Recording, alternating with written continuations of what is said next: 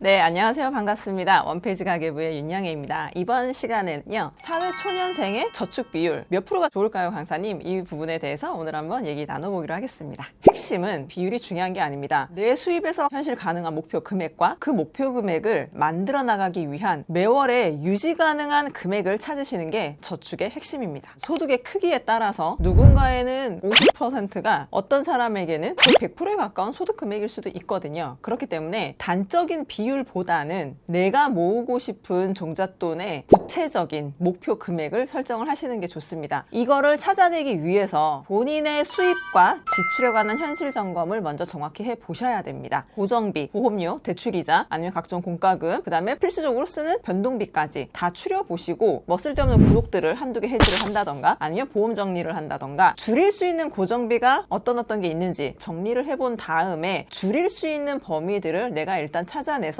가용 가능한 금액을 확보하는 게 굉장히 중요하겠죠. 그리고 이걸 할 때 또 굉장히 어려워하시는 것들 중에 하나가 뭐냐면 내 변동 지출은 솔직히 정확하게 측정을 못 하겠습니다 라는 얘기를 많이 해주시거든요. 변동비라는 건 말 그대로 변동적으로 먹고 마시고 입고 쓰는 걸 우리가 변동비라고 합니다. 근데 이 변동비를 줄인다는 거는 사실상 얼마를 쓰는지 정확하게 나와야 거기에서 얼마를 줄일 거라는 계산이 가능한 거죠. 사람마다 소비의 가치관이 다르기 때문에 내가 생각할 때 정말 중요한 항목들은 줄이지를 못하세요. 그렇기 때문에 이걸 알기 위해서는 맹목적인 카드값 3개월치를 n분의 1에서 찾는 것보다는 한 번쯤은 지출의 기록을 2주나 한 달은 정확히 보시는 걸 추천을 드립니다. 그리고 그 변동비를 설정을 하실 때 가장 중요한 건 일단 사람들이 무조건 허리띠 졸라매고 모아야지 라고 하는데 그게 아니고요. 기본적으로 꼭 필요한 의식주에 들어가는 생존 비용과 우리는 사회생활을 하면서 살 수밖에 없잖아요. 필수적으로 써야 되는 부분을 빼고 내가 줄일 수 있는 범위 내에서 변동 지출을 줄이는 계획을 세우시면 소비 요요가 돌아가지 않을 확률이 높습니다. 그래서 정확하게 모으고 싶은 목표 금액을 정하시고 기본적인 뼈대 계획을 세우시는 게 저는 1번이라고 생각합니다. 사회 초년생이신 분들이 실질적으로 200만 원 안팎의 실수령액을 가장 많이 받으시죠. 그러면 50%라고 하면 1년에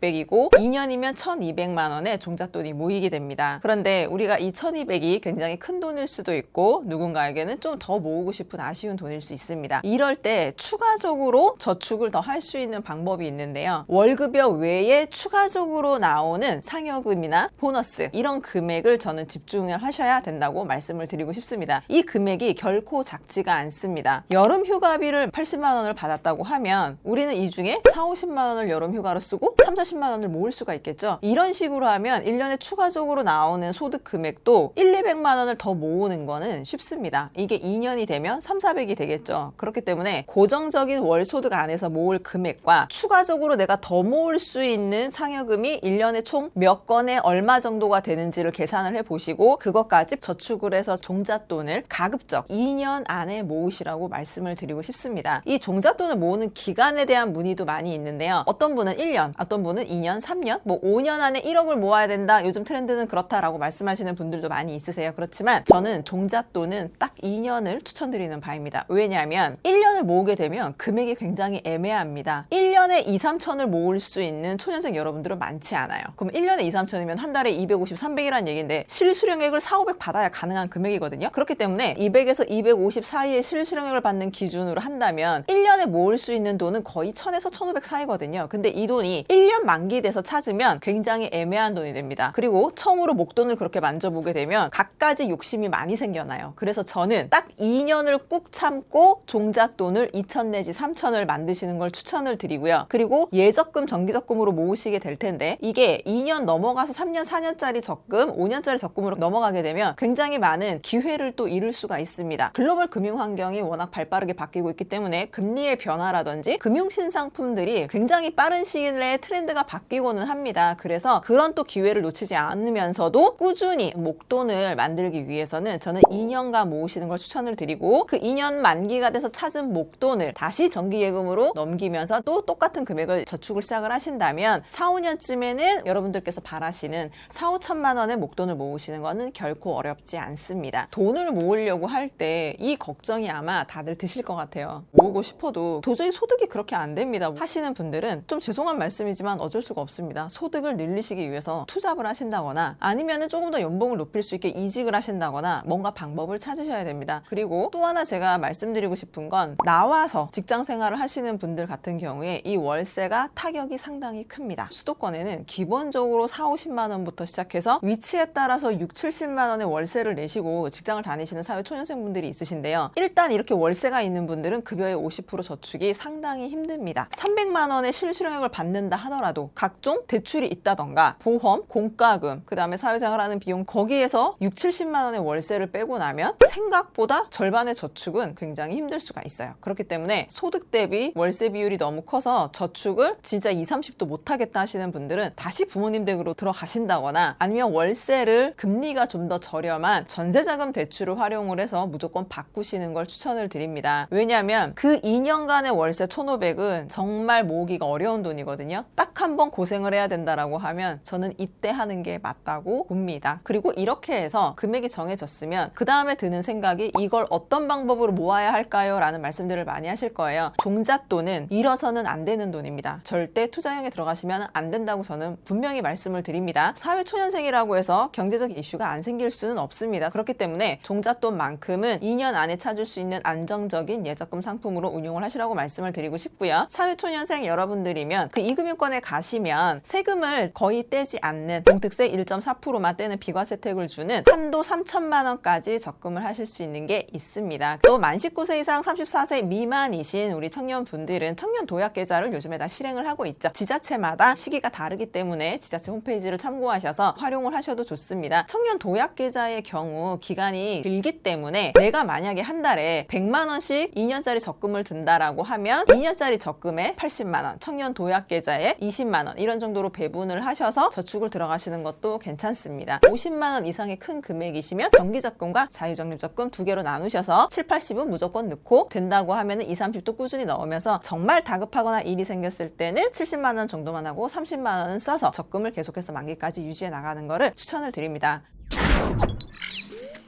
내가 얼마를 언제까지 한 달에 얼마씩 해서 모으겠다라는 선명한 목표를 세우시고요. 그 목표만큼 더 중요한 게 유지하는 겁니다. 제가 은행에 상당히 오랜 기간 있으면서 가장 많이 본 게 중간에 깨는 거였거든요. 남녀노소를 불문하고 1년짜리 예적금마저도 유지를 못하고 깨는 게 너무 많았습니다. 목표가 아무리 좋아도 내가 그걸 유지 가능한 방법을 모른다면 아무 소용이 없거든요. 그리고 처음 이렇게 돈을 모으는 습관을 들이시는 분들은 성공하는 경험이 무엇보다 굉장히 중요합니다. 그리고 마지막으로 우리가 종잣돈이 마련이 되면 그때부터 투자에 관한 본격적인 재테크 공부를 하시는 게 저는 좋다고 생각합니다. 우리 사회초년생 여러분들께서 본인의 급여를 가지고 현명하게 돈을 잘 모으시는 건강한 급여생활 라이프를 가져가시기를 바라겠습니다. 다음에 또 좋은 컨텐츠로 찾아뵙겠습니다. 감사합니다.